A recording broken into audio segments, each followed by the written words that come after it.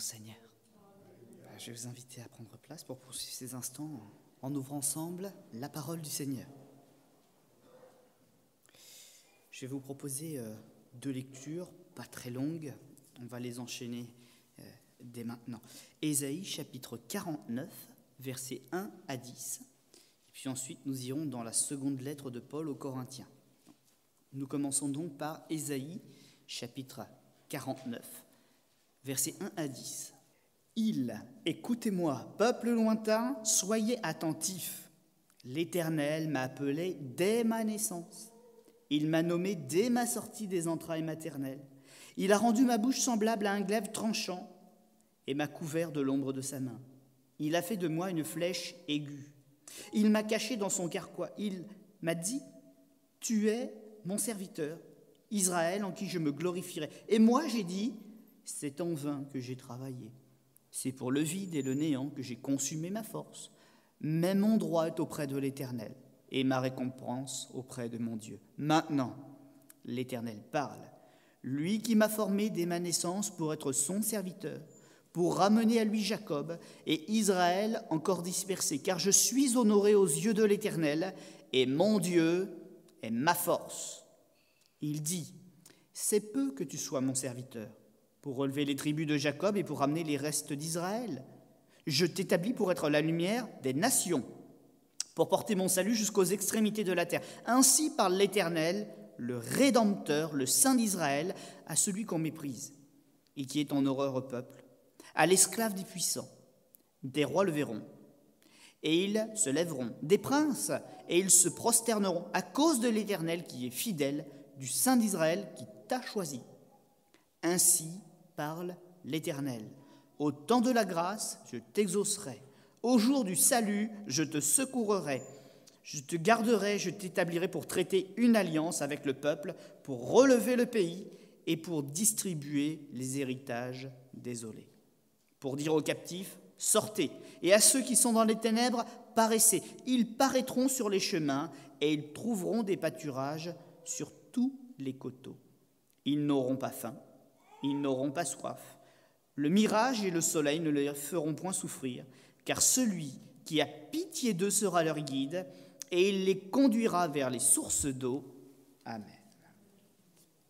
Et nous prenons donc 2 Corinthiens, chapitre 6, versets 1 et 2.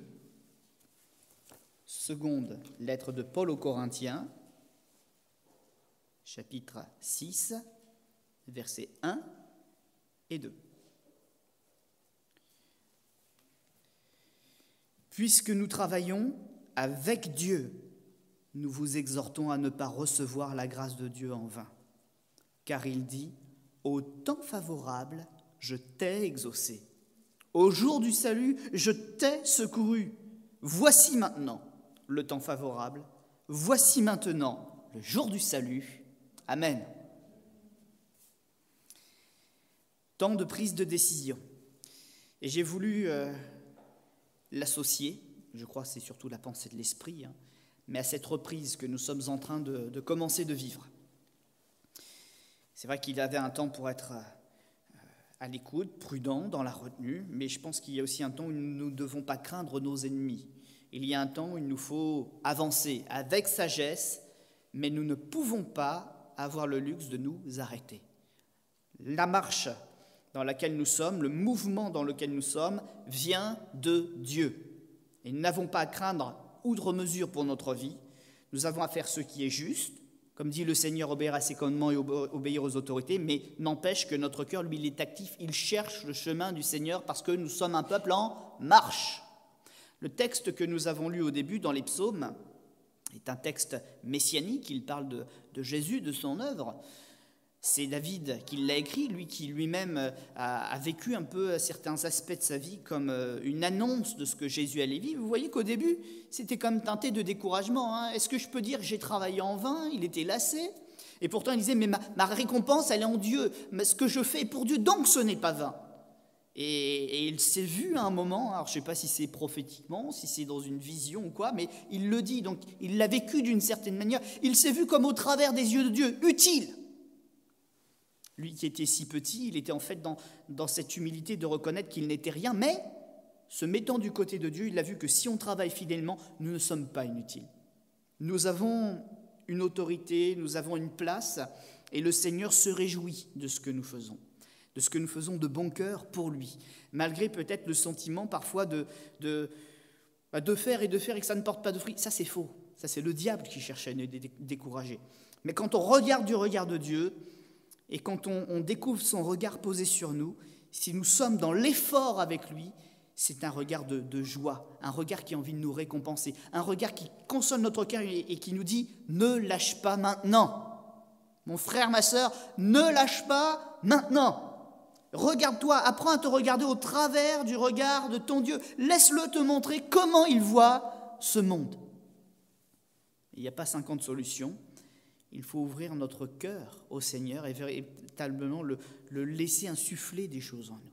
Il faut vraiment que, comme dit un certain texte, qu'on accepte d'être véritablement touché par lui. Vous savez, il y a beaucoup de gens qui aiment être touchés sur l'épaule, ou voilà, un peu comme un acte de guérison, juste pour recevoir quelque chose pour leur corps. Mais le Seigneur nous dit que quand il veut nous toucher, il veut vraiment nous remplir. C'est vraiment à l'intérieur qu'il faut accepter d'être touché, dans ces endroits les plus intimes de notre âme, de notre esprit.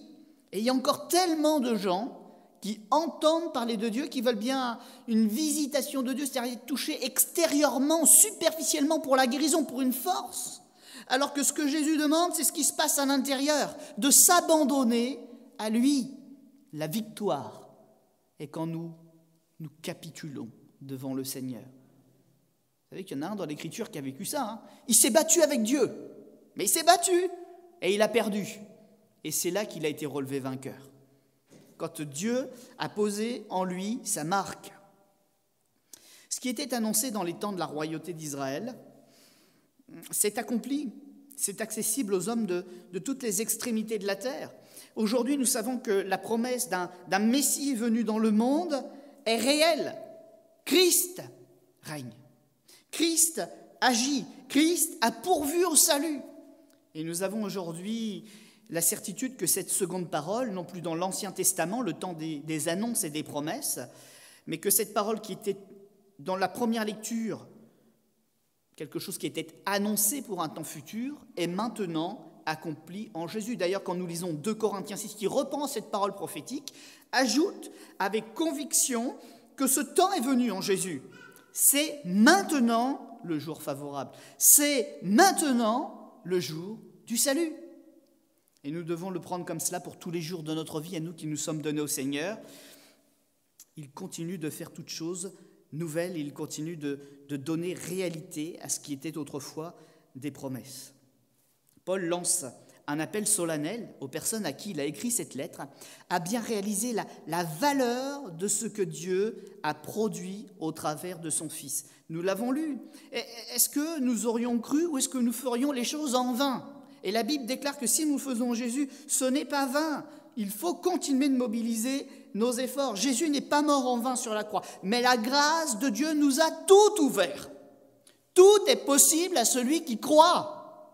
Et ça, nous ne devons simplement pas le réaliser intellectuellement en se disant ou en disant à notre cœur, si un jour j'ai besoin de quelque chose, je sais que Jésus agira. Mais en toute chose, en tout instant, nous devons avoir cette présence de Dieu qui, avant même que notre intelligence ne parle, il doit y avoir cette voix de Jésus dans notre cœur. Mais avec moi, tu peux tout accomplir.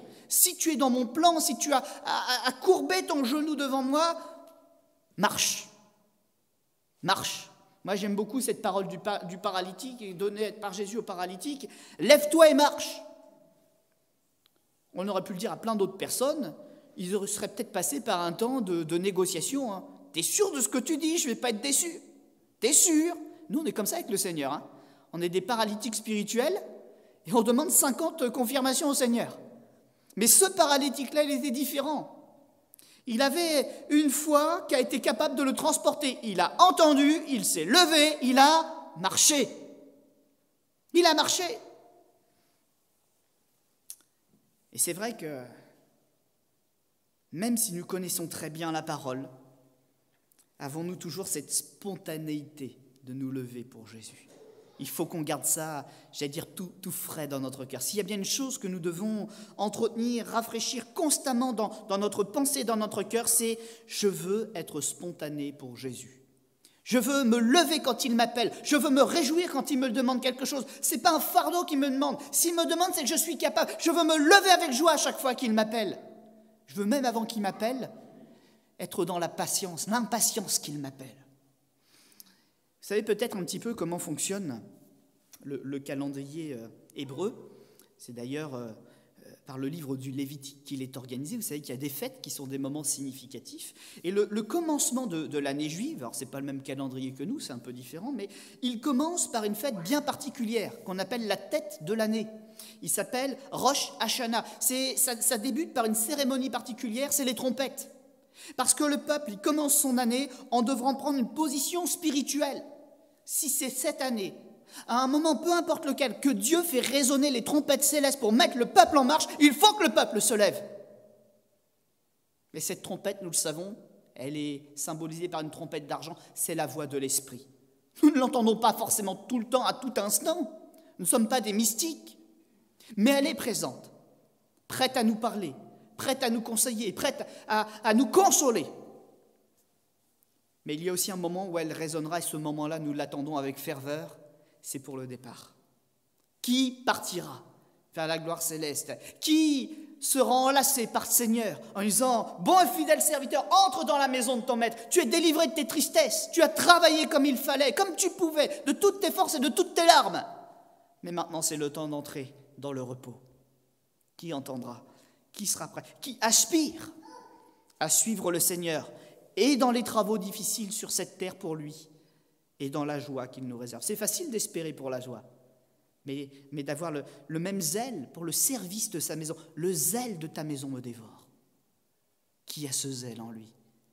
Et je vous rassure, si au-dedans de vous il y a de la crainte, ce n'est pas incompatible, parce que nous savons que nous ne sommes que des créatures fragiles, nous ne sommes que des vases entre les mains du potier. On serait fou de toujours se lever en disant « Je détruirai tous mes adversaires ». On serait fou de penser comme ça.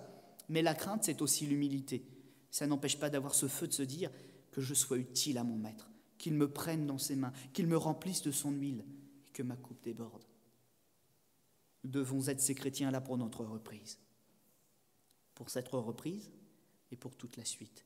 Remplis de l'esprit, remplis d'humilité. Les anciens dans la Bible, les prophètes notamment, comparaient souvent leurs contemporains à des vases. Et donc ce sera repris aussi dans le Nouveau Testament, puisque c'est la même culture qui inaugure le Nouveau Testament. Mais des vases. Et je constate qu'ils ont fait de leurs contemporains des vases, mais ils ne les ont pas toujours interprétés pareil. Il y a les vases qui peuvent servir, et les vases qui ne servent pas à grand-chose. Pourtant, dans ces vases, le Seigneur essaye de mettre la même chose, de la même qualité, une huile sainte. Dans d'autres textes, une eau fraîche qui peut désaltérer. De toute façon, c'est l'action de son esprit qu'il veut mettre à l'intérieur de nous, pour nous rendre forts et utiles à son œuvre, pour avoir aussi la joie de partager l'éternité avec nous. Et malheureusement, dans ces vases qui nous sont présentés par nos anciens, il est dit que certains sont défaillants parce qu'en réalité, quand on met quelque chose dedans, c'est fissuré et ça s'échappe. Alors on est obligé constamment de remplir. On arrive peut-être à en sauver un petit peu, mais le récipient est fissuré, il a besoin d'une intervention pour être réparé. Il ne peut pas aller plus loin, même avec beaucoup de la parole de Dieu, de l'action de l'Esprit, s'il n'est pas réparé, s'il n'est pas prêt à être utilisé comme il faut. Et puis, il y a les autres, ces vases qui, eux, sont utiles. Et je vois que les prophètes, je ne sais pas si on peut parler d'humour, mais en tout cas, ils disent qu'eux aussi, ils laissent échapper l'eau, mais pas de la même manière. C'est parce qu'ils débordent. Ils débordent. Ils retiennent tellement tout, ils remplissent tellement bien leurs fonctions, que quand on les remplit, ça déborde. Mais là, c'est dans le bon sens, et vous avez compris pourquoi, parce que ça arrose tout ce qu'il y a à côté. Soyons, mes frères et sœurs, des vases utiles au Seigneur, bien préparés, recevant tout ce qu'il nous donne, mais pour pouvoir ensuite le déverser chez les autres. Pour pouvoir le déverser. Si nous recevons, ce n'est pas pour garder et perdre. Si nous recevons, en abondance, c'est pour déverser en abondance. Si nous connaissons parfois des moments où nous nous sentons vides, frères et sœurs, c'est pas grave, c'est pour être mieux remplis. C'est pour être mieux remplis. Mais ne gardons pas pour nous. Acceptons d'être remplis, de remplir les autres, et si nous avons besoin, le Seigneur remettra la mesure nécessaire. Donc, deux différences importantes. C'est aussi la façon de décrire notre vie. Il y a des gens qui se sentent pleins alors qu'ils sont vides. Ils font plein d'activités, ils se sentent rassasiés d'activités, de tas de choses comme ça, mais quand ils font le bilan parce qu'il y a un arrêt, ils se sentent désespérés parce qu'ils ne savent plus quoi faire. C'est de l'activité, c'est de l'activisme. Et en fait, ils le font pour eux, pour se sentir vivants. Vous savez que des fois, les sportifs, ils le disent. Si ça tire un petit peu là, si ça tire un petit peu là, c'est que tu as travaillé et tu te sens vivant. C'est en travaillant qu'on se dépasse. Et c'est ce qu'ils disent. Mais si un jour, et on en a beaucoup d'exemples, ils se blessent et qu'ils se trouvent en inactivité, on a l'impression que la vie est finie pour eux. Frères et sœurs, nous ne sommes pas en Christ de cette manière-là. Et nous savons même que le Seigneur a pourvu à une utilité en tout temps de notre vie. Serviteur un jour, serviteur pour toujours. Amen. Ne croyez pas que ce que font vos mains est plus important que ce que fait votre langue quand vous priez dans votre chambre. C'est aussi important. Et aux yeux de Dieu, c'est aussi beau. Cultivons l'un et l'autre si nous pouvons faire les deux. Mais ne revoyons pas à la baisse notre prière. Ne disons pas « je ne fais rien, sinon priez un peu ». Qui sait ce que le Seigneur fait de ta prière? Je crois, mon frère, ma sœur, que quand nous serons dans l'éternité, toute la joie qui nous a manqué sur la terre, parce que nous ne savions pas l'aboutissement de certaines choses que nous avons commencées, quand le Seigneur nous révélera ce que ça a produit, nous aurons fait trembler le monde par des prières, par des gestes d'amour, par des gestes d'écoute. Même parfois en acceptant d'accompagner encore une personne qui nous a fait du mal et en continuant de lui tendre la main. Juste ça. Mais nous aurons fait trembler le monde de cette personne qui ne méritait pas. Mais par la grâce de Jésus, une grâce surnaturelle, une grâce que notre intelligence ne peut pas expliquer parce qu'elle est le fruit d'une transformation du Saint-Esprit en nous, nous aurons produit pour cette personne, pour ces personnes, de véritables miracles qui auront impacté leur vie, la vie de leurs proches, et aussi la nôtre. Parce que le Seigneur nous dira aussi quelque chose qui va nous bouleverser un jour. On aura su aimer comme il a aimé, même un brigand sur une croix. Vous êtes conscient que le Seigneur vous a rendu par la nouvelle naissance capable de ça? D'aimer même celui qui était légitimement cloué sur une croix? Parce que nous, on pleure sur Jésus qui était innocent. Pleurer sur un innocent, à la limite, on trouve la compassion. Mais pleurer sur un coupable sur la croix en disant « mais on priera pour toi jusqu'au bout ». Tant qu'il y a encore une étincelle de vie, et tant que je peux encore le faire, l'amour du prochain. C'est le caractère que le Seigneur est en train de travailler à l'intérieur de nous. Alors, mes frères et sœurs, ne dites pas, et ne disons pas, moi aussi, mon travail est vain dans le Seigneur, parce que ce que je fais, par un effort de foi, fortifie mon propre cœur déjà. C'est déjà utile. Que ma propre âme, elle soit purifiée devant Dieu et qu'elle progresse encore pour le Seigneur. C'est le réjouir, lui, c'est faire son œuvre. Et si en plus elle peut impacter mon prochain pour le délivrer de la mort, moi je dis gloire à Dieu, gloire à l'Éternel.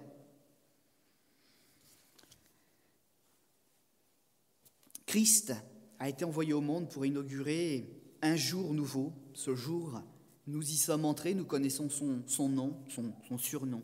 C'est le jour de la grâce. Les calculs de Dieu ne sont pas du tout les mêmes que nous. Il ne dira pas que ça fait 365 ou 366 jours ou que ça fait juste 24 heures. Le jour de la grâce, c'est tant que le Seigneur peut tenir les portes pour nous ouvertes, tant que le Père le lui permet, tant que le signal n'a pas retenti.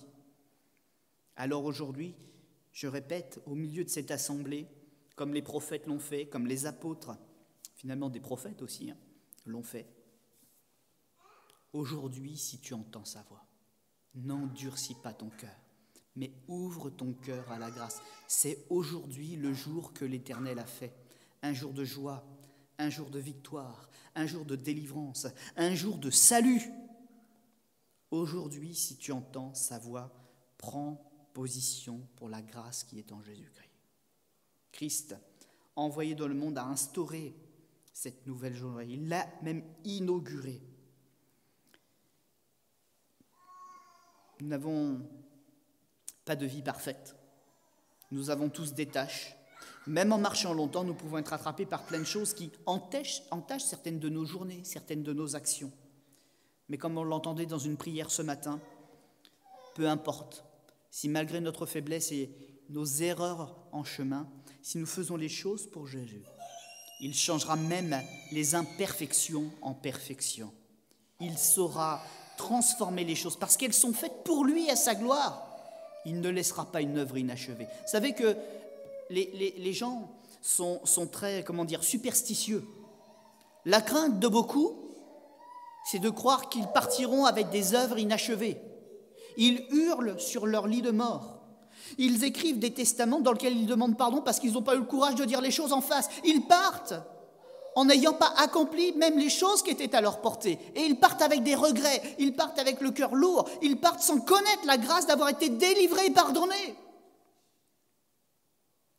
Et nous, le Seigneur, par son œuvre, il nous a donné la force des enfants de Dieu, jamais vivre ces choses, de savoir demander pardon dans le temps, d'affronter même l'adversaire qui nous semble insurmontable, et plus que tout, nous a fait goûter aux joies de la victoire qui sont en lui. Ce que notre force ne peut pas accomplir, eh bien, sa force à lui qu'il nous prête nous permet de le faire. Un sauveur merveilleux, quelqu'un qui fait que maintenant nous pouvons dire « Je suis dans le temps favorable ». Si j'ai quelque chose à faire, si j'ai quelque chose à dire, si j'ai des changements, même des révolutions à faire dans ma vie, je me tiens dans l'humilité comme David l'a fait. Je me tiens dans l'humilité comme Christ l'a fait, comme les autres serviteurs et les servantes de Dieu l'ont fait. Et aujourd'hui, je prends la victoire en comptant et en m'appuyant sur mon Jésus, sur mon Seigneur. Que le mot « aujourd'hui » change de signification.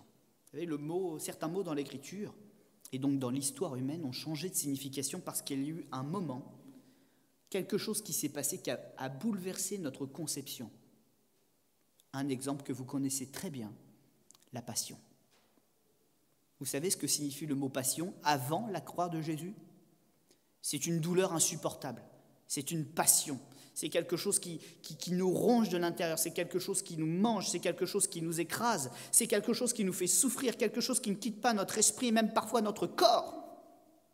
Mais quand on a vu Jésus monter sur la croix, quand on a vu sa passion, sa douleur, ses meurtrissures, son côté percé, cette couronne d'épines, qu'il ne s'est détaché de rien de tout cela à cause d'une raison fondamentale, son amour pour nous, le mot passion et cette image du Christ en croix pour nous, pour nos péchés, pour notre rachat, a bouleversé la conception qu'on avait de ce mot. Et aujourd'hui, quand on parle de passion, on parle d'un amour sans limite, d'un amour qui occupe tous nos instants, tous nos pensées, tous nos gestes, qui nous amène à être meilleurs, à nous dépasser, à être prévenants. Et j'aimerais avec ce message, aujourd'hui, vous dire, le mot « aujourd'hui », il doit prendre une nouvelle signification. Si Jésus prend toute la place en cet instant dans votre vie, si tout est bouleversé dans le bon sens, c'est-à-dire pour lui, si vous réalisez ce que le Fils de Dieu a fait, si vous réalisez ce qu'il est devenu pour vous, si vous réalisez la dimension des opportunités qu'à cause de sa présence, il ouvre à chaque instant devant vous, chaque aujourd'hui, chaque matin à votre réveil, sera un chant de joie, de louange, de reconnaissance et d'adoration. Vous savez, le chrétien ne réécrit pas que son comportement, il ne réécrit pas que ses gestes, mais la signification même de la réalité dans laquelle il s'inscrit est bouleversée. Se lever le matin, c'est pas se lever comme un non-converti ou comme quelqu'un qui parle de Dieu sans le connaître. Se lever le matin, c'est se lever en étant accueilli par le Seigneur à la vie. C'est entendre sa voix, c'est être encouragé par lui. C'est de savoir que même si on se lève et que ce sera pénible, il est là. Et aujourd'hui, ce aujourd'hui de Jésus n'a rien à voir avec notre vie passée. Détachons-nous de notre passé et soyons dans la vie de la grâce, dans le aujourd'hui de la grâce que le Seigneur a prévu. Il y aura toujours des gens pour rester en arrière, mais moi j'aime à croire qu'il y a vous et moi, et que nous on ira de l'avant, qu'on fera comme l'apôtre Paul a pu l'expérimenter et nous le dire. Maintenant il me reste une chose à faire, je cours dans la carrière. je vais remporter le prix. Il est tout prêt. Alors, on va incliner notre front un instant. Et puis on va demander au Seigneur véritablement de déposer cette révélation dans notre cœur.